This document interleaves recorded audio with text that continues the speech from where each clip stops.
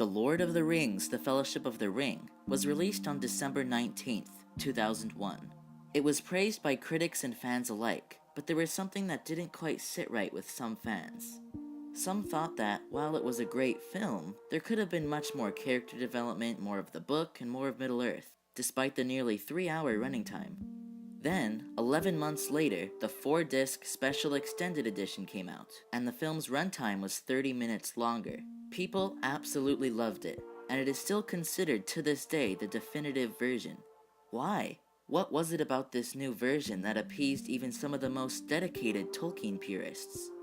I'm going to try to answer that today, and next week, because this video is in 2 parts. Before we begin, let me explain exactly what I will be talking about. I will be talking about full new scenes and extensive extensions to scenes. I will not mention every time there is a new shot here or a new line of dialogue there, because there are tons of those.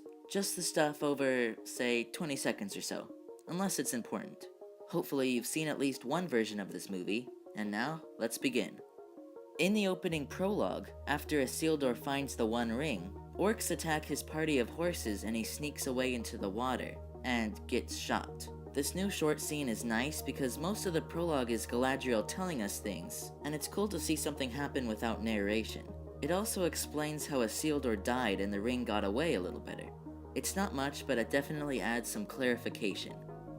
In the theatrical cut, after the prologue ends, we see Frodo reading in the woods before meeting Gandalf and going to Hobbiton. This cut goes to Bilbo instead, and he introduces hobbits and the Shire via his book. While it is more narration, hobbits in the Shire are very important, and it's good to know about the civilization before the story begins. I see why Jackson cut out this lengthy scene, but I think the content justifies the scene for the most part. Without this, we aren't really given context to the following scenes. And you know what they say, context is key? King? What was it? I gotta Google this. Thanks, Google. While Gandalf and Frodo are still traveling through Hobbiton, we get a quick new scene of Bilbo realizing he's lost the ring and he freaks out looking for it. He finally finds it in his coat pocket and he's very relieved. It reinforces Frodo's line about Bilbo not being the same, and it's interesting seeing more of the corruption of the ring when Bilbo frantically runs about. I'm appreciating that Bilbo's character and his relationship with the ring is much more fleshed out in this version. The extended Bilbo saga continues as we come to a new scene at his 11th birthday party. Bilbo hides from the Sackville Bagginses with Frodo, and he explains why he took in the orphaned Frodo after his parents died. It's great backstory for Frodo's character, and I think it's very important to know. It's pretty brief, but it strengthens the characters. In the next scene, we're at the Green Dragon Inn.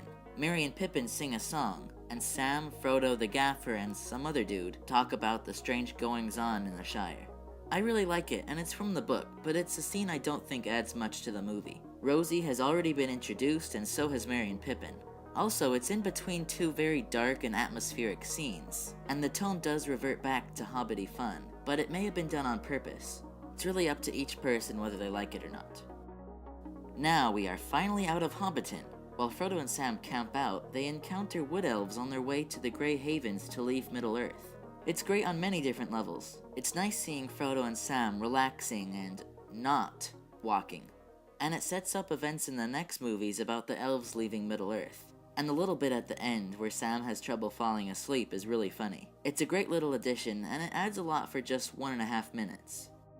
After setting out from Bree, the 4 hobbits travel across the Midgewater Marshes with Strider /Aragorn /Alessar Elfstone Estel Telcontar Thorongil Edelharm Wingfoot Dunedain Enviniatar There's a whole Wikipedia section just on his titles and other names. Anyway, after that, Strider okay, I'm not gonna do that anymore, sings a campfire song about Beren and Luthien, which is a huge piece of lore in the Silmarillion. Peter Jackson seems to be focusing more on the journeys between places in this version.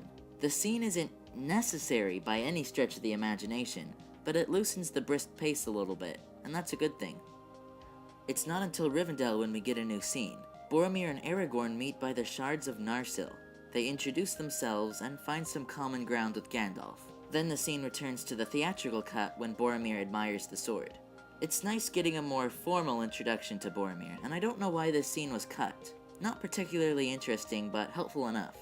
Our final new scene of Disc 1 and this video is during the Council of Elrond. Boromir talks about his alleged premonition dream about the ring and some other biz. Then Gandalf talks in black speech and he says that the ring is evil and cannot be used against Sauron. This is all in the book, and the dream is a pretty big subplot in the books, especially important once his brother Faramir turns up. There's nothing particularly amazing about this scene, but anything new with Boromir is a big win. So that's all the new scenes on Disc 1 that made it back in the extended cut. This cut has added a lot of things to the movie so far, and let me recap on the big stuff. It adds more clarification and details on certain backstories and lore. It shows more of the nitty-gritty of traveling across Middle-earth. It gives more attention and depth to Bilbo's character. It focuses more on the character of Boromir and gives him more screen time. That's about it so far, and I'll continue the list in future videos. Part 2 will hopefully be coming out next week, and make sure to follow me on Instagram to get updates on future videos. And that's all that I can think of to say. So, goodbye.